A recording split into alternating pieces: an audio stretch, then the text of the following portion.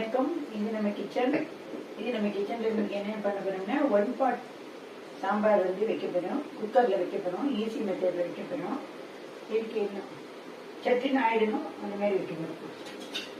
இதுக்கு என்னன்னா நான் கத்திரிக்காயும் முருங்கைக்காயும் நறுக்கி அலம்பி வச்சுருக்கேன். தக்காளி போட்டுக்கிறேன். தக்காளி நான் கம்மியாக தான் போட்டுக்கிறேன். இதுக்கு தனி மிளகாத்தூள் 1.5 ஸ்பூன் போட்டுக்கிறேன். குழம்பு மிளகாத்தூள் போட்டுக்கிறேன்.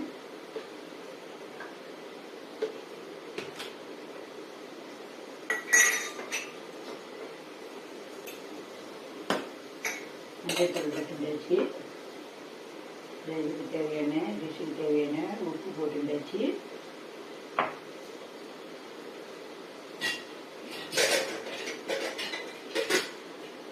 புளிக்காய்ச்சலை நல்லா ஒரு 50 கிராம் அளவுக்கு இதில் கரைச்சி வச்சுருக்கேன்.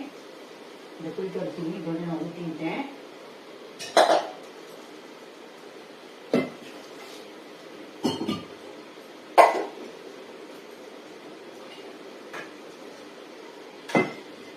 இதுக்கு இந்த சாம்பாருக்கு தேவையான பருப்பு நான் இதில் விடுறேன்.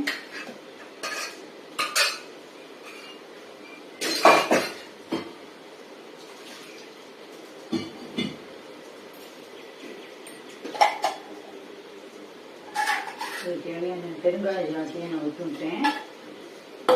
பெருங்காயம் எல்லாத்தையும் ஊற்றிச்சு.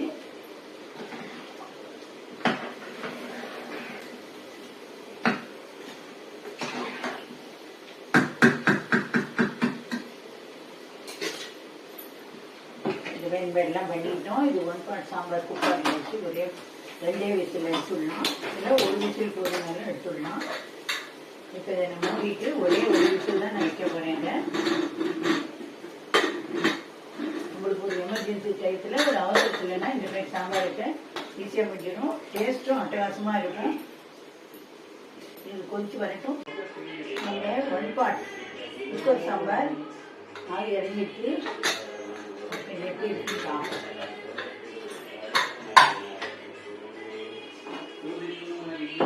சாம்பார் ரெடியாக எடுத்து இதில் மறுபடியும் நம்ம கொதிக்க விடணும். 2 விசில் விட்டு என்ன அப்படியே இருக்குங்களா? மறுபடியும் கொதிக்க விட வேண்டாம். 1 விசில் விட்டால் ஒரு கொதி வர வரைக்கும் நடு கொதி வரணும். அது வர வரைக்கும் கொதிக்க விட்டு இறக்கிடுவோம். இப்போ நம்ம இதுக்கு கடுகு தாளிக்கலாம். எண்ணெய் விட்டு கடுகு வச்சுருக்கேன். கருவேப்பிலை எனக்கு இல்லாததுனால நான் தாளிக்கிறேன். இதுக்கு வேறு எதுவுமே தேவையில்லை. ஏன்னா எல்லாமே சாம்பார் பொடியில் இருக்குது. அதனால் எதுவும் தேவையில்லை.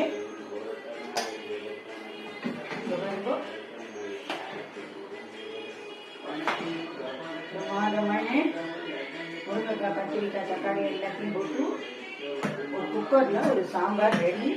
மிகவும் சுவையாக டேஸ்ட்டாக இருக்கும் இந்த சாம்பார். நீங்களும் ட்ரை பண்ணுவோம். கடுகு வெடிக்கட்டும்.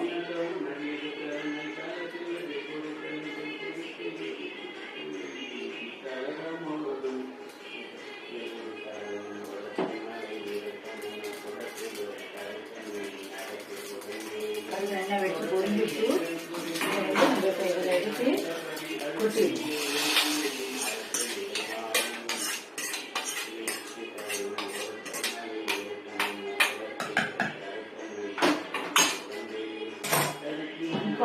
Cooker sambar ready.